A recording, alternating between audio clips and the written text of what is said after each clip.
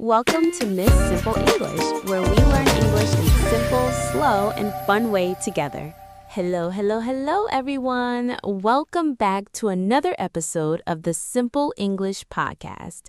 I'm Eva, and I'm joined by my wonderful co-host, Adam. Hey, Eva. You look very happy today.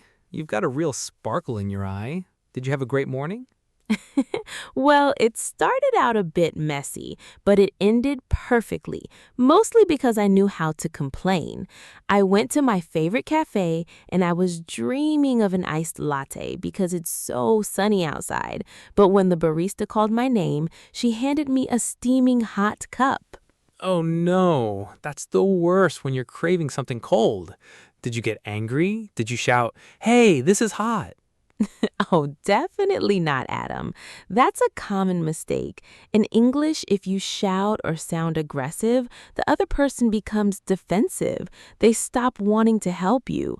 I call it the wall. If you're mean, the wall goes up. That's a great point. So, how did you break down the wall?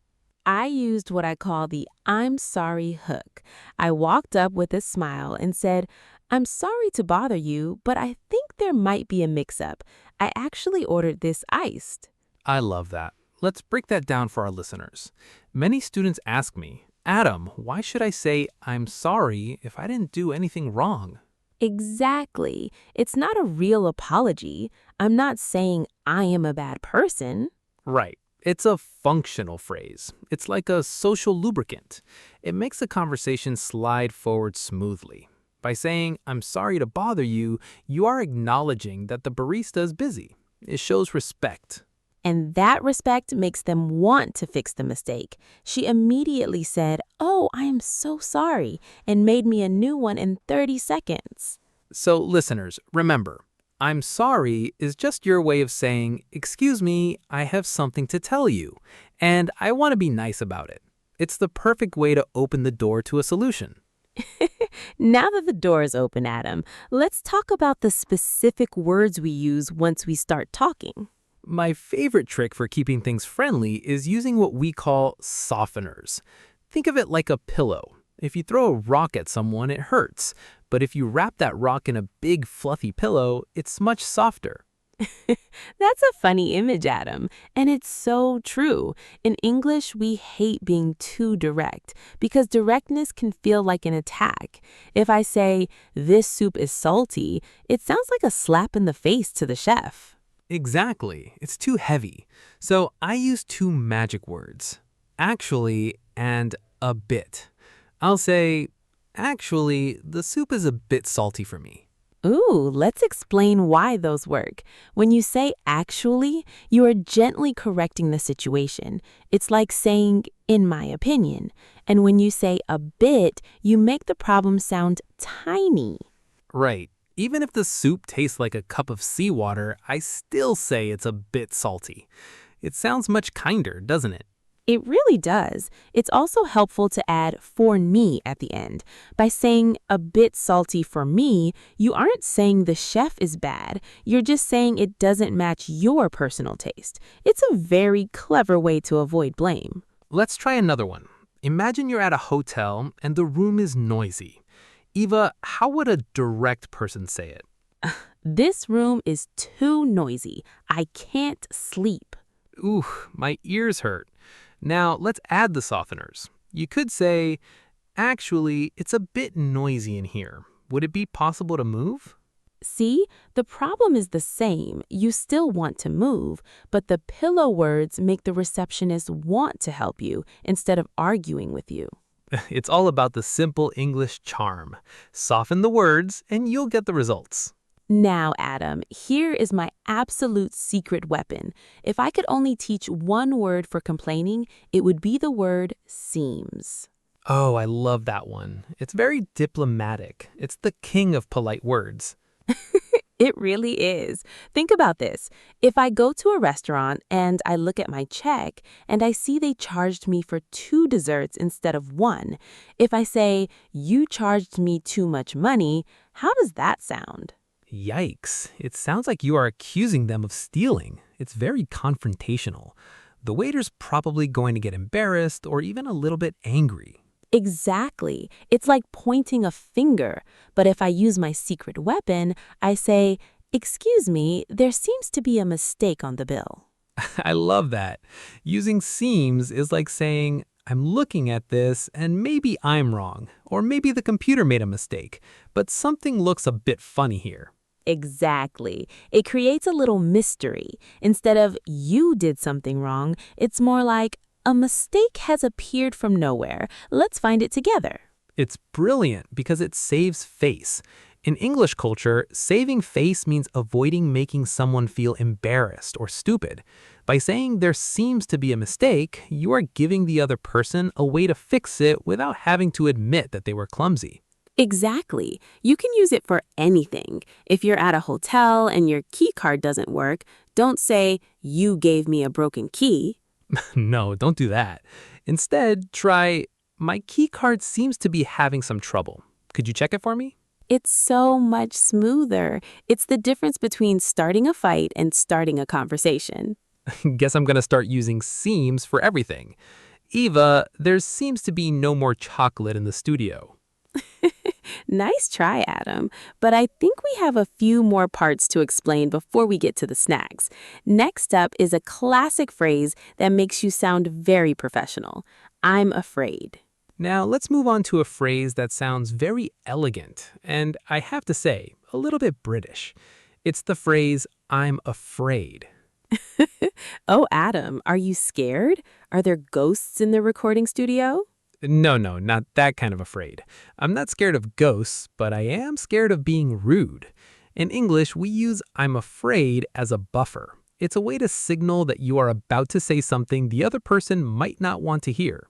That's a great way to put it. It's like a warning sign that says, "Caution, bad news coming, but I'm being nice about it."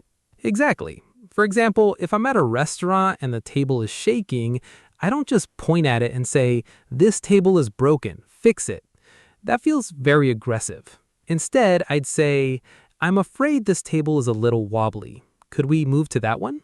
See, the problem is the same. You still want to move, but the pillow words make the receptionist want to help you instead of arguing with you. It sounds so professional when you say it like that. It's much softer than broken. When you say, "I'm afraid," you were basically saying, "I'm sorry to tell you this, but there is a problem." Right. It's perfect for situations where you need to report a problem that isn't necessarily anyone's fault. Like if the heating in your hotel room isn't working. You could say, I'm afraid the heater in my room isn't coming on. It almost makes it sound like you feel bad for the person you're talking to. It removes all the blame from your voice. It really does. It shows you have high emotional intelligence. You're acknowledging that it's a bit annoying for them to have to deal with your problem. So you use I'm afraid to show you're on their side. So, listeners, if you want to sound sophisticated and very polite, start your complaint with "I'm afraid," followed by the problem. It's the ultimate polite warning. I'm afraid we still have 3 more parts to go, Eva. Don't be afraid, Adam, because next we're talking about how to turn those bossy commands into friendly questions. Now, let's talk about how to actually ask for what you want.